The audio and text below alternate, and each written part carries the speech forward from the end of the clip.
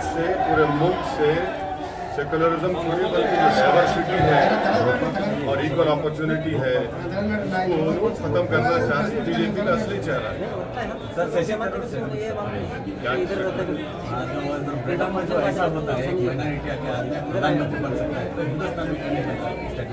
मैं तो बोला कि इंशाल्लाह मेरी जिंदगी में या मेरी जिंदगी के बाद एक हिजाब पहनने वाली बच्ची भारत की प्राइम मिनिस्टर बनी। सर, कर्नाटक में एमआईएम कितनी मजबूत है? आने वाले एमएलए इलेक्शन को लेकर क्या मनसूबा बंदी है? इलेक्शन लड़ना एक पॉलिटिकल पार्टी का काम है और हम इलेक्शन लड़ेंगे। तो जिस तरह आपने यूपी में बहुत ज्यादा सीटें बिठाई थी, कर्नाटक में भी प्लानिंग इलेक्शन लड़ना है ना, पॉलिटिकल पार्टी का काम। हम तो कोई एनजीओ नहीं है, हमारा काम इलेक्शन लड़ना है। इलेक्शन लड़ेंगे और उस ताल्लुक से जब फैसला होना है और इलेक्शन लड़ेंगे। क्या लड़ेंगे, कितने लड़ेंगे, वो हम सब बैठ के डिस्कस करके बात करके फैसला लेंगे। सर, और एक यहाँ के विधायक बार बार दोहराते रहते हैं कि मुसलमान पाकिस्तान चले जाए, इस पर आप नहीं, उनको क्या बोलेंगे? हम तो पाकिस्तान का नाम भी नहीं लेते, हम तो नाम भी नहीं लेते, नहीं लेते नाम। इतनी मोहब्बत क्यों है उनको मालूम, मेरे को नहीं मालूम। हम तो लेते भी नहीं नाम पाकिस्तान, तो नहीं मालूम वो क्यों बोल रहे हैं। शायद उनको भारत के प्रधानमंत्री नरेंद्र मोदी बोले होंगे कैसे बोलते रहो तुम, इसलिए बोल रहा हूँ। सर, आपकी फैन फॉलोइंग ज्यादा है, बड़ी तादाद में लोग आपको देखने के लिए जहाँ जहाँ जाते हैं आते हैं, लेकिन बावजूद इसके वो वोटिंग में कन्वर्ट होती नजर नहीं आती। इसकी वजह क्या सर? जमीनी सतह पर एमआईएम का वहाँ काम नहीं हो रहा, क्या है? वजह तो जरूर होंगी और उसका मैं इनकार नहीं कर सकता हूँ, वजह होंगी और इंशाल्लाह हम अपनी कमजोरियों को दूर करने का काम कर रहे हैं और कामयाबी मिलेंगे जरूर। मगर ये बोलना है कि कामयाबी नहीं मिल रही हम खामोश बैठ जाएंगे, ऐसा तो नहीं बैठेंगे। हम अपनी कोशिश को, मेहनत को जारी रखेंगे और इंशाल्लाह ताला जरूर कामयाबी मिलेंगी। ये जो नौजवान जो हमारे साथ हैं ये भी कल इंशाल्लाह ताला लीडर बनेंगे और उनके मुस्तकबिल के लिए हम ये लड़ाई लड़ रहे हैं और इंशाल्लाह वो खुद इस जिम्मेदारी को आगे लेके बढ़ेंगे। सर, जेडीएस के साथ मिला? हाँ, आने वाले असेंबली इलेक्शंस में जेडीएस के साथ आपको बेनिफिट मिलेगा क्या? देखिए, लास्ट टाइम ऐसा हुआ था, लास्ट टाइम हम इलेक्शन नहीं लड़ने का फैसला ले लिए थे। उसके बाद जेडीएस के कुमारस्वामी हमारे चीफ मिनिस्टर को जाके मिले, फिर मेरे को बोला गया, मैं जाके उनके लिए कैंपेन करके आया। अब ऐसा नहीं हो सकता, वो अपना काम करेंगे, हम अपना काम करेंगे। सर, स्टेट में ऐसा भी बात है, बीजेपी का बी टीम एमआईएम आपका पार्टी है ऐसा बोलते हैं, कांग्रेस लोग बोलते हैं, क्योंकि चलने वाला हूँ, चलो मेरे साथ आप भी 1 घंटा चलता हूँ मैं भी, चलो मेरे साथ, मेरे क्या कर रहे हैं, उन्होंने चलते हैं, मैं भी चलता हूँ, सब चलते वो क्या मालूम, हर उनके पार्टी का प्रोग्राम है, हमको क्या बोलने हैं सर। और हिजाब और हलाल कट की वजह से इधर जो हालात जो बन रहे हैं, इसके लिए आप क्या करना? हिजाब तो देखिए, सुप्रीम कोर्ट में एक जज तो हिजाब के फेवर में जजमेंट दी, वो बहुत बड़ी बात है। और उन्होंने ये बोले कि हिजाब के ताल्लुक से जो जज साहब फेवर जजमेंट दिए, उन्होंने ये बोले कि मुस्लिम बच्चों को पढ़ना ज़रूरी है।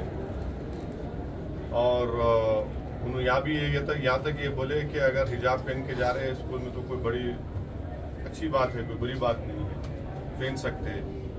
तो वो बड़ा पॉजिटिव जजमेंट रहा है। अब वो सुप्रीम कोर्ट में अब chief justice of India decide करेंगे, अलग बेंच बनाएंगे, मगर एक हिजाब के फेवर में तो एक सुप्रीम कोर्ट का एक जजमेंट तो आ गया।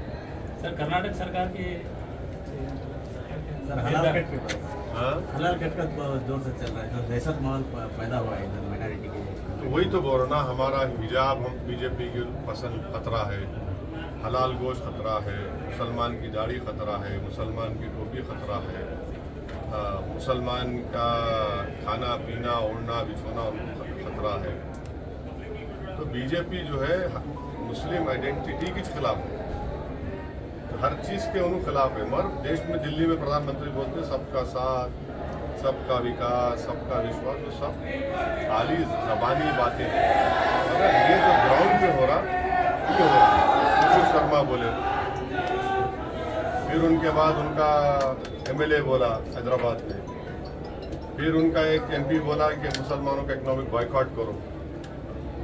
तो ये बीजेपी का असली एजेंडा यही है कि भारत से हमेशा के लिए एक मुस्लिम आइडेंटिटी को, मुसलमान की जो भारत का प्लुरलिज्म है, भारत की जो डाइवर्सिटी है, उसको हमेशा के लिए खत्म कर इसीलिए बीजेपी क्या है, ये हलाल की बात करके अपने करप्शन को हलाल करके, हलाल गोश्त की बात करके अपने करप्शन को हलाल कर लेते हो।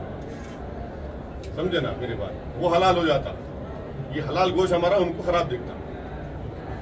करप्शन उनके लिए हलाल है, मगर हम जो गोश्त खा रहे जो उनके लिए वो नहीं वो चेंज करेंगे।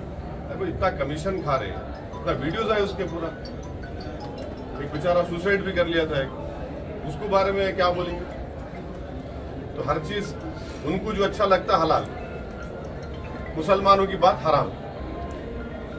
ये बीजेपी का एजेंडा है। सर, आने वाले इलेक्शन में एमआईएम से कितने विधायक लड़ेंगे, कितने सीट्स पर आपको?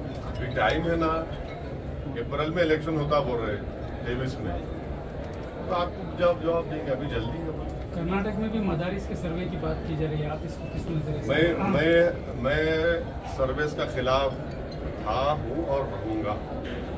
अगर सर्विस करना है तो पूरे स्कूल्स का करिए, और सर्विस करने की जरूरत ही नहीं है। गवर्नमेंट ऑफ इंडिया में एक मिनिस्ट्री है, मिनिस्ट्री ऑफ एजुकेशन, उसमें UDISC आप देखो नेट पे अवेलेबल, उन्होंने पूरे कंट्री का सर्वे करे, स्कूल्स का, रिकग्नाइज अनरिकग्नाइज मदर सबका कर लिए। वो ऑलरेडी लिस्ट है उनके पास, आप उसमें देख लो। आप सर्वे क्यों करना चाह रहे? खाली एक समुदाय का, एक रिलीजन का सर्वे क्यों कर रहे? आप सबका सर्वे करो। मदरसे का कर रहे तो आप RSS के शिशु मंदिर स्कूल्स का भी करो, मिशनरी स्कूल्स का करो, प्राइवेट स्कूल्स का करो, गवर्नमेंट स्कूल्स का करिए कि गवर्नमेंट स्कूल्स में जो गर्ल्स स्कूल्स है कितने टॉयलेट है, कितने पीने का पानी का इंतजाम है, वो करो आप, वो देखो आप। देश के आवाम को क्या मैसेज देना चाहेंगे इस वक्त? ये क्या पैगाम देना चाहेंगे देश के आवाम को? पैगाम क्या देना चाहेंगे? देश के आवाम को ही पैगाम देना चाहेंगे कि आप नफरत को बढ़ने से रोकिए, इस देश की खूबसूरती को समझिए। इस देश की खूबसूरती यहाँ की डाइवर्सिटी है, यहाँ की प्लुरलिज्म है, यहाँ की भाईचारगी है। ये देश की खूबसूरती भी है, ये देश की ताकत भी है। और तीसरी बात यह है कि देशवासियों को सोचना पड़ेगा कि बेरोजगारी इतनी भारत में इतना क्यों बढ़ गई, और सबसे ज्यादा नौजवानों में पूरी दुनिया में बेरोजगार कहीं तो भारत में है। कीमतें इतनी क्यों बढ़ गई हैं, पेट्रोल डीजल।